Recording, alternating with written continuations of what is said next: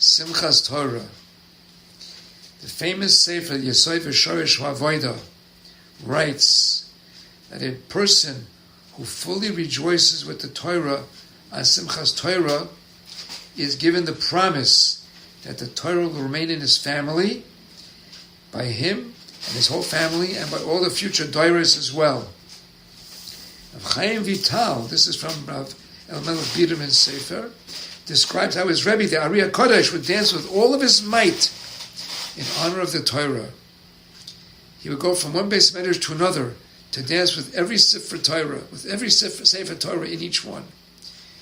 The Sefer Meister Rav describes that Vilna Gaon was extremely joyous when he danced before the Sefer Torah. The Satmar Rebbe would dance until the point of collapse on Simchas Torah, using his every ounce of energy.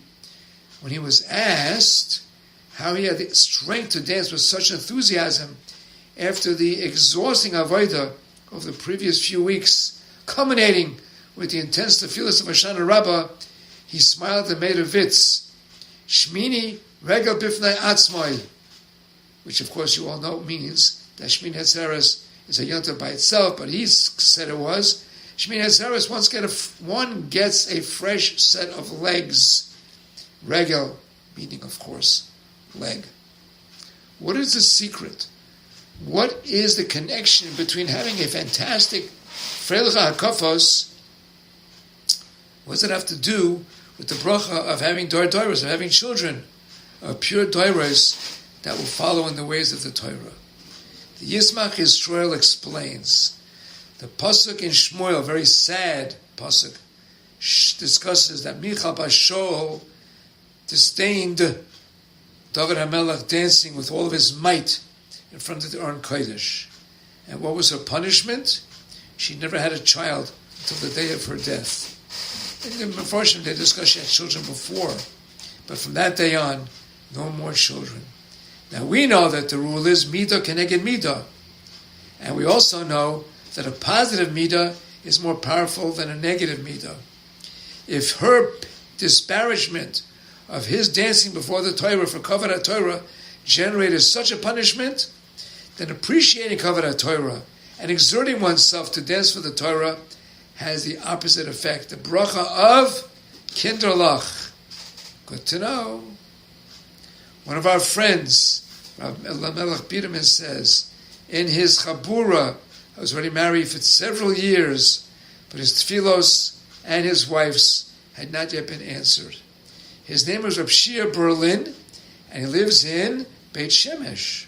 1 year on Hoshana Rabbah, Rav Shia saw these words of the Yismach Yisrael, which I just read to you. When Simchas Torah arrived, he invested extraordinary efforts in dancing, putting in not just physical energy, but his entire dignity. He became a Vilda Chaya. He leaped and spun in front of the Torah. He gave the shul a Simchas Torah which they had never had before. His first child was born 9 months later, on the 11th day of Tammuz. 2 years later, did it again, exerting himself to cover the Torah, and once again, he had a baby in the following Tammuz. Right here, Rav Melech points to the door of his shul. A Yid came in to see me this year in Sivan, which was a little while ago. It was in the spring. He wanted to talk to me, but I was on my way into shul. He said he only needed half of a minute. I'm making a bris tomorrow, he said. Mazel tov. So I was having Ebbets Yiddish and Nachas. I gave him all the brachas. Nachas on herself, you know what to say. But then he stopped me. We were married for 10 years, and this is our first child, he told me. I heard the story you said about Rav Shia last Hoshana Rabbah, and I resolved to do the same thing. I'm not the same person, Rav Shia. I didn't feel that I could do it in my Beis HaMedrash. I couldn't make a fool of myself in my Beis HaMedrash. So I davened at the Vishnitz, the Moshev's Canaan, the old age home. I danced and danced like I never did, focusing only on Kavod HaTorah.